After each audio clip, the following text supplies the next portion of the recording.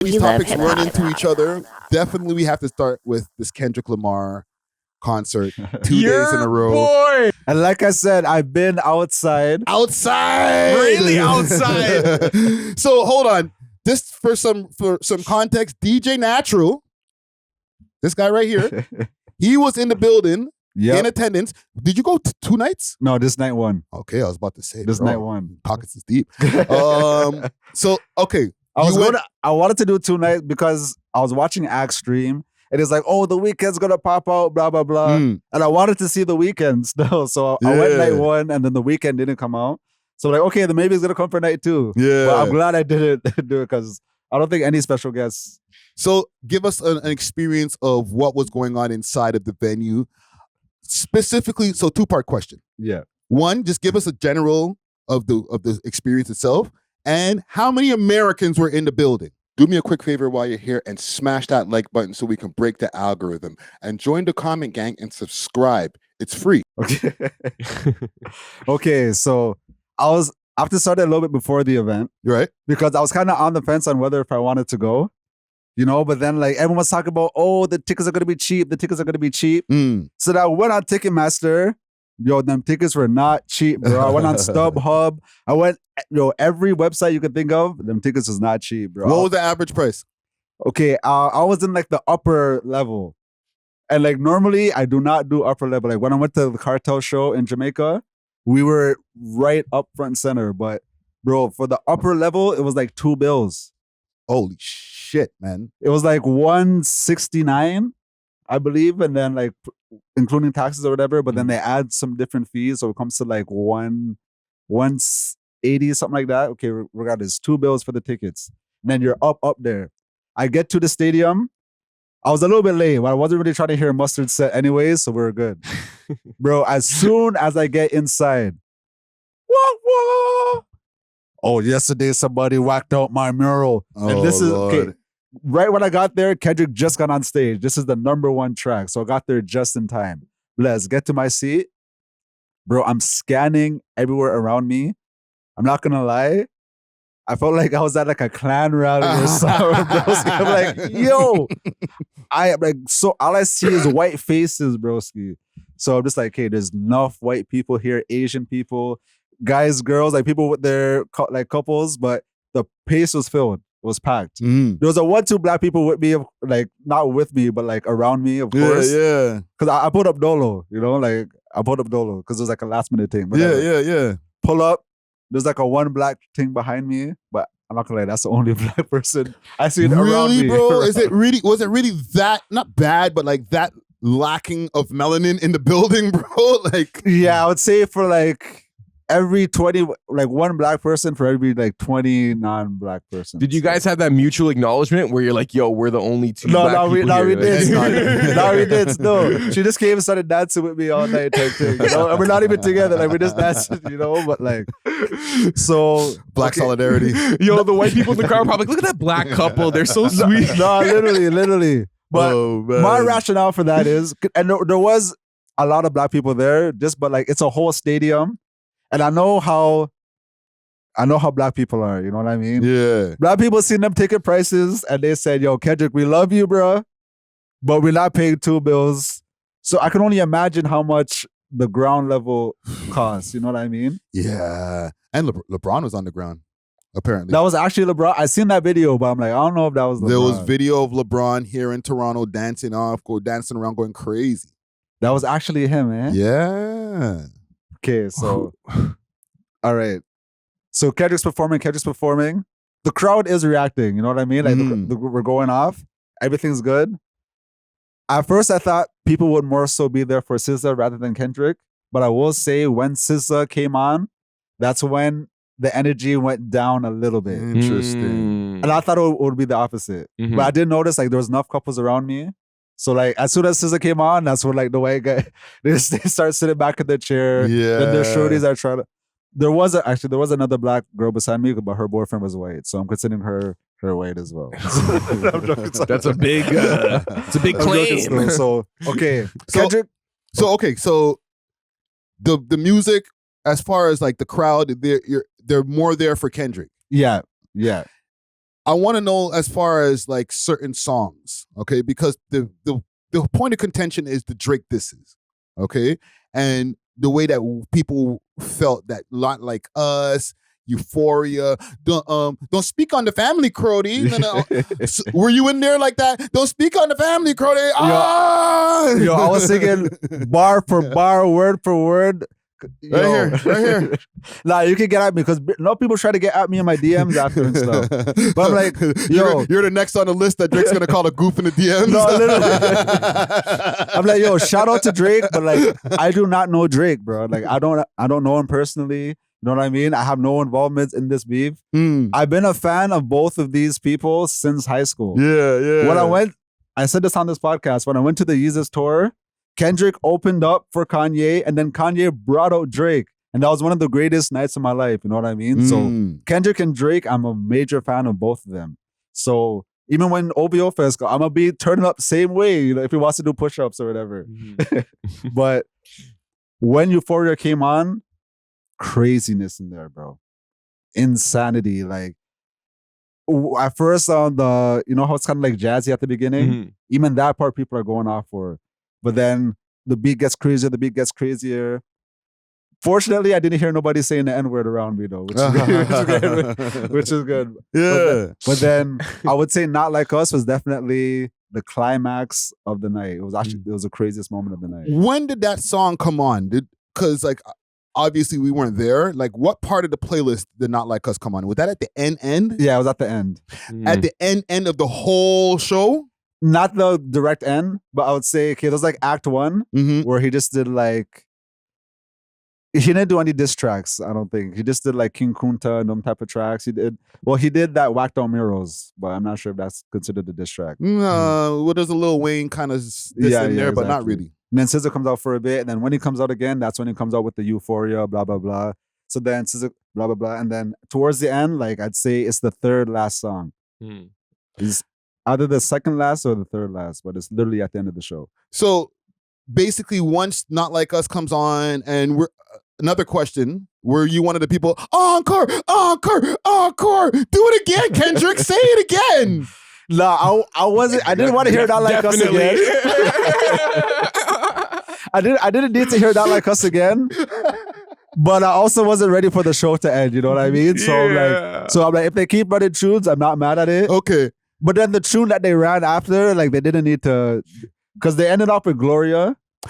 Oh, see, that was my question, because I'm like, Not Like Us plays now. Are people like starting to filter out the venue, or they're like, one more song? Nah, people were going out for the encore. Like the man's standing there like God. He's like, nah, literally. And I'm like, oh, and I went, oh my God. And I'm just like, all right. I get the moment. I thought it would have been hard if he ran it back just because it was Toronto. Yeah. But then like all the lights went out and stuff. So I'm like, okay, maybe it's just done. And then SZA comes back out, and then I would have been like, okay, I'm tired now. I'm going home. No, literally, like I seen people starting to leave, and then I remember on the Joe Budden podcast they were saying that they did end up on this song. Yeah. So I just Googled real quick the set list. I'm like, okay, Gloria's the last song, and then I left a little bit early as well. Yeah. Because I'm like, I know he's not. You know what I mean? Like, no, because I also feel like if anybody who's there, besides being a fan of Kendrick, once you get the Not Like Us moment on your phone and all that, like you're pretty much good to go. You can't go any higher from there. Yeah, I can go home now. You know what I'm saying? No, facts. I do have a question. So a lot of times performers will speak to the audience, right? Was Kendrick talking on the mic to the Toronto audience? And what was he saying? He was talking crazy, bro. He was talking. What was he saying? Okay, what did he say? I'm trying to remember exactly what he said. But he said something like, "Oh, you know, we had to do like something like, oh, you know, we had to do it to him." Like, remember the whole Super Bowl thing? Yeah. He kind of recreated that moment, like, "Oh, you think we're not gonna do it? Oh no! You think we're really gonna do it? Oh yeah, we will." And then he drops the Not Like Us type thing. Like, yeah, he was talking. He was talking. No. But was he being okay? Go ahead. That's the I think the question that Czar's asking, like, was he like, so like, yo, you know, I'm in over here in Toronto, these bitch ass niggas can't do nothing to me over here on the stage. I'm gonna do my next song though, like really talking shit. He wasn't getting in that bag. But you know, he was just doing his little jabs. I do feel like when he did what was that song? N95 when he performed that, because he has a bar that says top 5 in it. He says something them taking out top 5.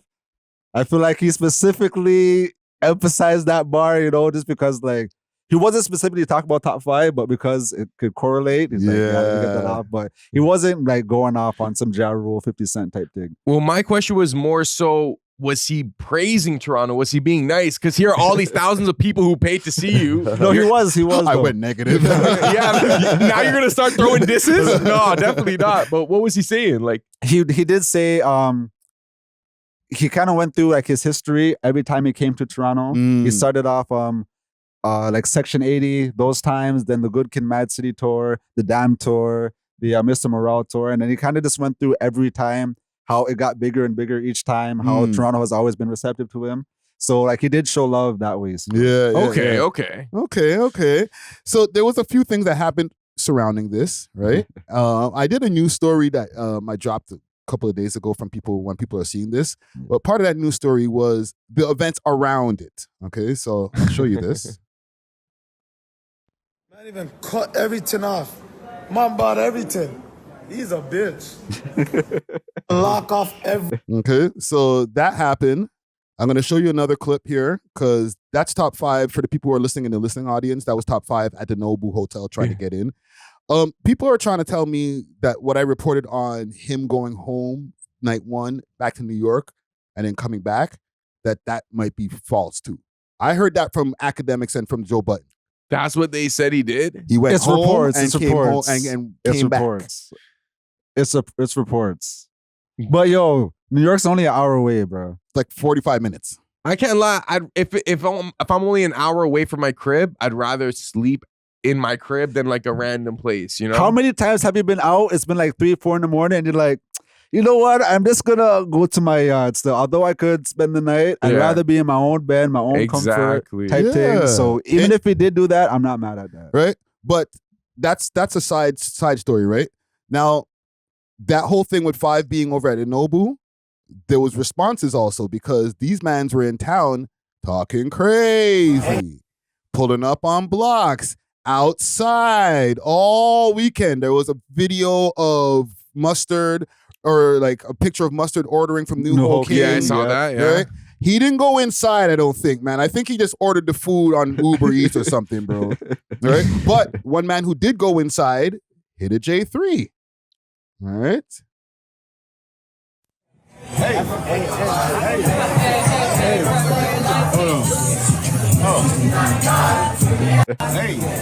Yo, Okay. they're treating this like a pilgrimage to Mecca. Like this is their Hajj. Like you go outside New Ho King and play some Kendrick.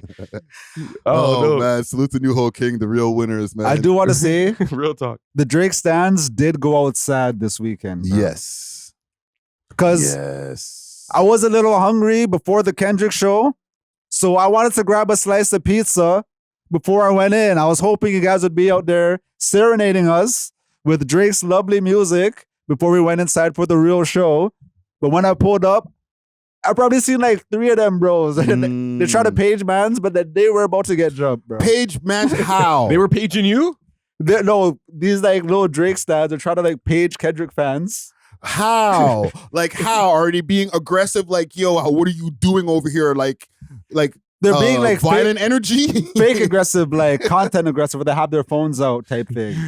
Drake has more money than Kendrick. Type thing. You know what I mean? I'm like, bro, like this just looks sad, bro. No. I'm talking about element of danger, aggressive. Like, No you're gonna danger. do me something for coming to the concert, bro? All these Negative guys- danger. They have curly gel in their hair.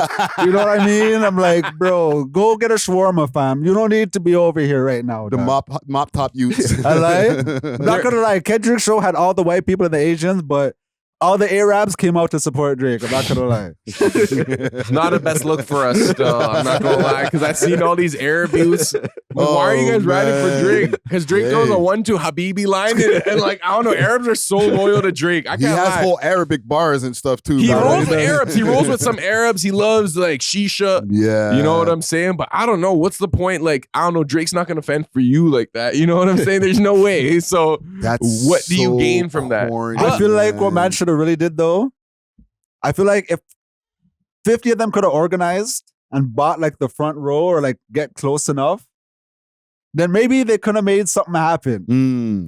You know what I mean? That's the only like situation I could fathom where like something could actually happen. But there's no other way. Like I feel like top 5, if you had your money like that, you could have did something like that. I'm not trying to send no ideas out there. Like, going outside to have a pizza party is just that's just an move, you know? Yeah, that was that whole organization, 6 something. I forget what the name of it was. They organized to give away 6 Takeover. 6 Takeover. Yes, it was probably Mucho. I'm surprised Mucho wasn't out there. No, you know what I was gonna ask? He got his viral moment already. Yo, you seen Relentless Diaries? Yeah. So you know the moment I'm speaking about where he specifically said any black person who went to the Kendrick Lamar concert is what I believe he said was a racial cuck. Racial cuck, yes. You're a black person that went to the Kendrick Lamar concert. I paged him on that. What'd you say? Well, I didn't page it. I just laughed at his story. And then he's like, oh, the fine print applies to you. And I looked at the fine print. Wow. I looked at the fine print. It's like, oh, if you've been a Kendrick fan since day one, we're still friends.